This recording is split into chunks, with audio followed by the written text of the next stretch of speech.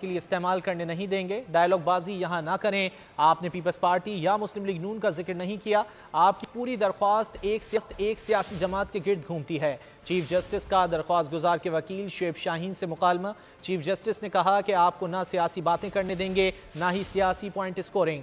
Chief justice का remarks में कहना था कि हम यहाँ सियासी गुफ्तगू की इजाज़त नहीं दे सकते हैं, ना ही अपना मजाक उड़ाने की।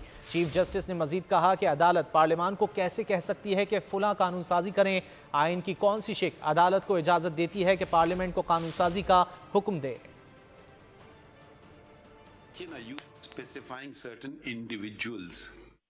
How can you plead on behalf of another person?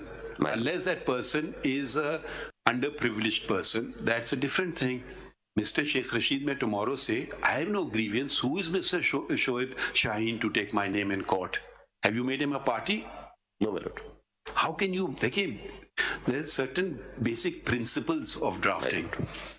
If you're going to plead someone else's case, either you array him as a petitioner or array him as a respondent.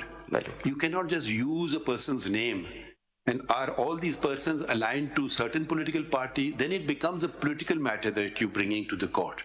If you're going to make it politicized, this is not the forum for that. And these are persons who wax eloquent on television every day. अगर आप इसको political लिए इस्तेमाल करना चाह रहे हैं, हम आपको इजाजत नहीं देंगे। अगर नहीं, आप बिल्कुल अभी तक जो आपने बातें की हैं सारी आपने एक पॉलिटिकल पार्टी से वाबस्तगी की बातें की हैं, ठीक है।